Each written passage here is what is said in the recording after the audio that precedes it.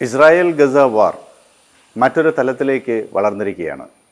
കഴിഞ്ഞ രണ്ടാഴ്ചയായി Lebanon അതിർത്തിയിലേക്ക് Israeli defence force നടത്തിയിട്ടുള്ള സൈനിക നീക്കം മേഖലയാകെ ഗ്രസിക്കുന്ന തലത്തിലേക്ക് വളർന്നു കഴിഞ്ഞു. ഹിസ്ബുള്ള ഒക്ടോബർ 7 മുതൽ തന്നെ ഹമാസിനെ പിന്തുണച്ചുകൊണ്ട് രംഗത്തുണ്ട്. ദക്ഷിണ ലെബനൻ കേന്ദ്രീകരിച്ച് പ്രവർത്തിക്കുന്ന രാഷ്ട്രീയ പാർട്ടിയും മിലീഷ്യയുമാണ് ഹിസ്ബുള്ള. ഒരു ഷിയ മിലീഷ്യയാണ്. ഇറാൻ്റെ സമ്പൂർണ്ണമായ പിന്തുണ അവർക്കുണ്ട്. അതിൻ്റെ സമുന്നതനായ നേതാവും ആത്മീയ ആചാര്യനുമാണ് ഹസൻ നസറുള്ള.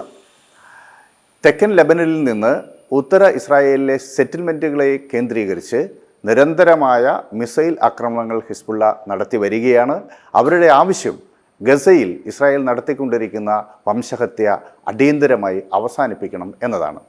ഹൂത്തികളും സമാനമായ ആവശ്യം ഉന്നയിച്ചുകൊണ്ടാണ് ചെങ്കടലിലൂടെ നീങ്ങുന്ന ഇസ്രായേലും അതിൻ്റെ സഖ്യശക്തികളും അതുപോലെ പടിഞ്ഞാറൻ ശക്തികളുടെയും കപ്പലുകളെ ആക്രമിക്കുന്നത്. ഈ ഡിമാൻഡ് മുന്നോട്ട് വെച്ചുകൊണ്ട് തന്നെയാണ്. നിലവിലുള്ള സാഹചര്യത്തിൽ മേഖലയിലേക്ക് യുദ്ധം വ്യാപിച്ചു കഴിഞ്ഞു. ലെബനനിലേക്ക് ഇസ്രായേലി ഡിഫൻസ് ഫോഴ്സിൻ്റെ കരസൈന്യം കടന്നു. ലെബനൻ ആർമി അതിർത്തിയിൽ കേന്ദ്രീകരിച്ചിട്ടുള്ള ലെബനൻ ആർമി 5 കിലോമീറ്ററോളം ഉള്ളിലേക്ക് മാറുകയും ഇസ്രായേൽ സൈന്യവുമായി നേരിട്ടുള്ള ഒരു ഏറ്റുമുട്ടൽ ഒഴിവാക്കുകയും ചെയ്തിട്ടുണ്ട്. ലെബനനെ സംബന്ധിച്ചിടത്തോളം Hezbollah state within A state ആണ്. 1 ലക്ഷത്തോളം പോരാളികൾ ഉള്ള ഒരു വെൽ ഓർഗനൈസ്ഡ് ആയിട്ടുള്ള പോരാട്ട സംഘമാണ് ഹിസ്ബുള്ള. 1982 ഇസ്രായേൽ ലെബനൻ അക്രമത്തിൻ്റെ പശ്ചാത്തലത്തിൽ രൂപം കൊണ്ട് ഇപ്പോൾ മേഖലയിലെ ഏറ്റവും ശക്തമായ മിലീഷ്യയായി അവർ മാറിക്കഴിഞ്ഞു. ലെബനൻ്റെ പോപ്പുലേഷനിൽ ഏകദേശം 31% ഷിയ മുസ്ലിമുകളാണ്. അവർ പ്രധാനമായും തെക്കൻ ലെബനനിലാണ് അധിവസിക്കുന്നത്. അപ്പോൾ ഈ ഷിയ മുസ്ലിമുകളുടെ മിലീഷ്യയാണ്. അപ്പം അവർ ലെബനൻ രാഷ്ട്ര വ്യവസ്ഥയ്ക്കകത്ത് ഏറെക്കുറെ സ്വതന്ത്രമായിട്ട് പ്രവർത്തിക്കുകയാണ്. അതുകൊണ്ടാണ് സ്റ്റേറ്റ് വിതിൻ എ സ്റ്റേറ്റ് എന്ന് ഹിസ്ബുള്ള അറിയപ്പെടുന്നത്. ഏതായാലും ഇസ്രായേലി ഡിഫൻസ് ഫോഴ്സ് ലെബനിലേക്ക് പ്രവേശിച്ചതോടുകൂടി ഹിസ്ബുള്ളയും ഇസ്രായേൽ സൈന്യവും തമ്മിൽ നേരിട്ട് ഏറ്റുമുട്ടുന്ന സാഹചര്യമാണ് ഉണ്ടായത്. യുദ്ധം തുടങ്ങിയപ്പോൾ തന്നെ ഇറാൻ്റെ പ്രോക്സികളാണ് ഇസ്രായേലിന് ഏറ്റവും അധികം തലവേദന സൃഷ്ടിച്ചത്. അത് ഏറ്റവും പ്രധാനപ്പെട്ടത് ഹൂത്തികളും അതുപോലെ ഹിസ്ബുള്ളയുമാണ്. അതോടൊപ്പം സിറിയ കേന്ദ്രീകരിച്ച് പ്രവർത്തിക്കുന്ന ഷിയ മിലീഷ്യയുണ്ട്, ഇറാഖിലെ ഷിയ മിലീഷ്യയുണ്ട്. ഇത്തരം ചെറു സംഘങ്ങളുടെ ശക്തമായ പിന്തുണയും ഹമാസിനുണ്ടായിരുന്നു.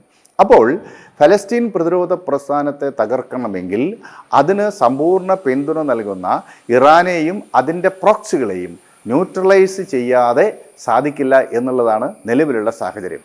അവിടെയാണ് ഇറാൻ ഇസ്രായേൽ യുദ്ധം പ്രസക്തമാവുന്നത്. സിറിയയുടെ തലസ്ഥാനമായ ഡമാസ്കസിലെ ഈ ഇറാൻ്റെ കോൺസുലേറ്റ് ആക്രമിച്ച് 17 ആളുകളെ ഇസ്രായേൽ കൊലപ്പെടുത്തുകയുണ്ടായി. ഇതിനോടുള്ള പ്രതികരണം എന്ന നിലയ്ക്കാണ് കഴിഞ്ഞ ഏപ്രിൽ ഇറാൻ ഇസ്രായേലിലേക്ക് മിസൈൽ ആക്രമണം നടത്തുകയുണ്ടായി. അത് പക്ഷേ പ്രതീകാത്മകമായിരുന്നു. തങ്ങളുടെ കോൺസുലേറ്റ് ആക്രമിക്കുക എന്ന് പറഞ്ഞാൽ ഇറാനെതിരെയുള്ള ആക്രമണം തന്നെയാണ്. അതിനോട് പ്രതീകാത്മകമായിട്ടെങ്കിലും പ്രതികരിക്കാതെ ഒരു സ്വതന്ത്ര പരമാധികാര രാഷ്ട്രമെന്ന നിലയിൽ മുന്നോട്ട് പോകാൻ സാധിക്കില്ല എന്ന നിലപാടാണ് അന്ന് ഇറാൻ സ്വീകരിച്ചത്. ആ മിസൈൽ ആക്രമണം നടക്കുന്ന സമയത്ത് യുണൈറ്റഡ് നേഷൻസ്, USA അടക്കമുള്ള സഖ്യകക്ഷികളെയെല്ലാം വിവരം അറിയിച്ചിട്ടാണ് അവർ മിസൈൽ ആക്രമണം നടത്തുന്നത്. അതിനുശേഷം ഇപ്പോൾ ഹസൻ നസറുള്ള കൊല ചെയ്യപ്പെട്ടു. അതിനു മുമ്പ് ടെഹ്റാനിൽ വെച്ച് ഇസ്മായിൽ ഹനിയ, ഹമാസിൻ്റെ നേതാവിനെ ഇസ്രായേൽ വധിച്ചു. അതുപോലെ ഇറാൻ പ്രസിഡന്റ് റെയ്സിയുടെ മരണം സംബന്ധിച്ചുള്ള ദുരൂഹത ഇപ്പോഴും നിലനിൽക്കുന്നു. ഈ ഒരു പൊതു പശ്ചാത്തലത്തിൽ ഇസ്മായിൽ ഹനിയുടെയും ഹസൻ നസറുള്ളയുടെയും കൊലപാതകത്തിന് പകരം ചോദിക്കാതെ പോകില്ല എന്ന ഒരു പ്രസ്താവന ഇറാൻ്റെ പരമോന്നത നേതാവ് ആയത്തുള്ള അലി ഖൊമൈനിയുടെ ഭാഗത്തു നിന്നുണ്ടായിരുന്നു. ഈ ഒരു സാഹചര്യത്തിലാണ് കഴിഞ്ഞ ദിവസം ഇറാൻ്റെ മിസൈൽ ആക്രമണം ഉണ്ടാകുന്നത്. 180-ലധികം ബാലിസ്റ്റിക് മിസൈലുകളാണ് ഇറാൻ ഇസ്രായേലിനു നേരെ തൊടുത്തത്. അത് പ്രധാനമായും ടെല്ലബീവിലെ മൊസാദിൻ്റെ ഹെഡ്ക്വാർട്ടേഴ്സും അതുപോലെ സൈനിക കേന്ദ്രങ്ങളും ലക്ഷ്യം വെച്ചിട്ടാണ് ആ മിസൈലുകൾ പ്രയോഗിച്ചത്. 90% മിസൈലുകളും നിർവീര്യമാക്കാൻ കഴിഞ്ഞുവെങ്കിലും മറ്റു പലതും അത് ലക്ഷ്യം കണ്ടു എന്നുള്ളത് വളരെ പ്രധാനപ്പെട്ടതാണ്.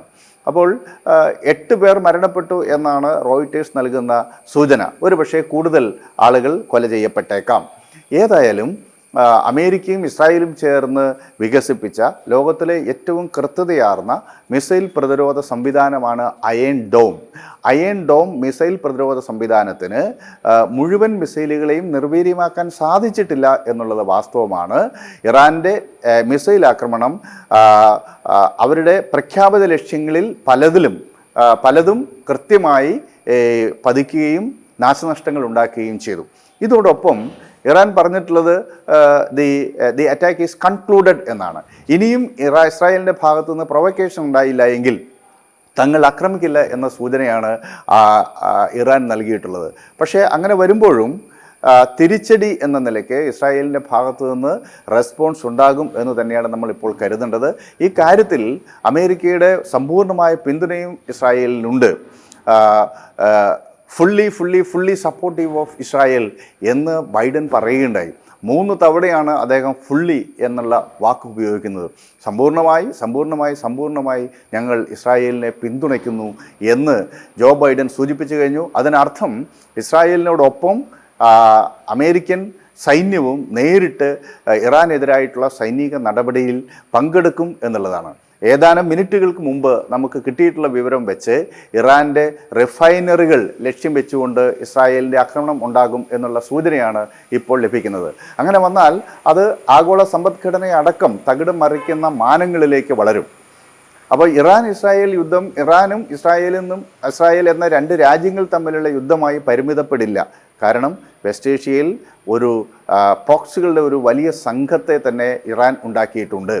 മാത്രമല്ല ഷിയ ഭരണകൂടങ്ങൾ ഉള്ള ഇറാഖ്, അതുപോലെ സിറിയ, ഈ രാജ്യങ്ങൾ ഇറാൻ്റെ കൂടെയാണ്. അപ്പോൾ ഇറാൻ, സിറിയ, ഇറാഖ് എന്നീ ഷിയ ഭരണകൂടങ്ങൾ നിലനിൽക്കുന്ന രാജ്യങ്ങളുടെ പിന്തുണയുണ്ട്. ഇതോടൊപ്പം ഷിയ മിലീഷ്യ, അത് ഹൂത്തികളും ഹിസ്ബുള്ളയും അടക്കം നിരവധി ഷിയ മിലീഷ്യകൾ ഈ മേഖലയിൽ പ്രവർത്തിക്കുന്നുണ്ട്. അവരുടെ പിന്തുണയും ഇറാനുണ്ട്. അപ്പോൾ ഇവയെല്ലാം ചേർന്ന ഒരു സഖ്യമാണ് യഥാർത്ഥത്തിൽ ഇസ്രായേലിന് നേരിടാനുള്ളത്. അങ്ങനെ വരുമ്പോൾ ഇറാനും ഇസ്രായേലും തമ്മിൽ നേരിട്ട് ഒരു സംഘർഷമുണ്ടാകുന്ന പശ്ചാത്തലത്തിൽ തീർച്ചയായിട്ടും വെസ്റ്റ് ഏഷ്യ മുഴുവനും ഗ്രസിക്കുന്ന മാനങ്ങളിലേക്ക് ഒരു റീജിയണൽ എസ്കലേഷനുള്ള എല്ലാ സാധ്യതയും ഇപ്പോൾ നിലനിൽക്കുന്നുണ്ട്. അതോടൊപ്പം തന്ത്രപരമായ കേന്ദ്രങ്ങളെയാണ് ഇസ്രായേൽ ലക്ഷ്യം വയ്ക്കുന്നതെങ്കിൽ, വിശിഷ്യ ഇറാൻ്റെ റിഫൈനറികളെയാണ് ലക്ഷ്യം വയ്ക്കുന്നതെങ്കിൽ തീർച്ചയായിട്ടും അത് ആഗോള ഓയിൽ ഇക്കോസിസ്റ്റത്തെ ബാധിക്കും. ക്രൂഡ് ഓയിലിൻ്റെ വില കൂടാൻ സാധ്യതയുണ്ട്. അത് ആഗോള സമ്പദ്ഘടനയൊക്കെ പ്രതികൂലമായി ബാധിക്കാൻ സാധ്യതയുണ്ട്. ഈ ദിശയിൽ പുതിയ ഒരു യുദ്ധമുഖം തുറക്കുകയും ആഗോള സമ്പദ്ഘടനയെ തന്നെ അത് ബാധിക്കുന്ന മാനങ്ങളിലേക്ക് വളരാനും സാധ്യതയുണ്ട്. അതോടൊപ്പം ഇന്ത്യക്കും ഈ കാര്യത്തിൽ സ്പെസിഫിക് ആയിട്ടുള്ള കൺസേൺ ഉണ്ട്. ഇസ്രായേലിൽ ഏകദേശം 18,000-നും 20,000-നും ഇടയിൽ ഇന്ത്യക്കാർ ജോലി ചെയ്യുന്നുണ്ട്. 85,000-ഓളം ഇന്ത്യയിൽ നിന്ന് പോയ ജൂതന്മാർ അവിടെ അധിവസിക്കുന്നുണ്ട്. ഇത് ഇന്ത്യയുടെ കൺസേൺ ആണ്. അതോടൊപ്പം ലെബനനിലും ഇന്ത്യക്കാരുടെ വലിയ സാന്നിധ്യമുണ്ട്. ബെയ്റൂത്ത് കേന്ദ്രീകരിച്ച് അവിടുത്തെ കൺസ്ട്രക്ഷൻ മേഖലയിലും മാനുഫാക്ചറിങ് മേഖലയിലൊക്കെ ഇന്ത്യൻ സാന്നിധ്യമുണ്ട്. 2006 ലെബനൻ ഇസ്രായേൽ യുദ്ധത്തിൻ്റെ പശ്ചാത്തലത്തിൽ ബെയ്റൂട്ടിൽ നിന്ന് കപ്പൽ മാർഗം സൈപ്രസ് വഴി ഇന്ത്യൻ പൗരന്മാരെ നമ്മൾ ഒഴിപ്പിക്കുകയുണ്ടായി. ഇപ്പോൾ ഈ മേഖലയിൽ യുദ്ധം വ്യാപിക്കുന്ന ഒരു ഘട്ടത്തിൽ ഒരുപക്ഷെ ഇന്ത്യക്ക് ഇന്ത്യൻ പൗരന്മാരെ അവിടെ നിന്ന് ഒഴിപ്പിക്കേണ്ട വന്നേക്കാം.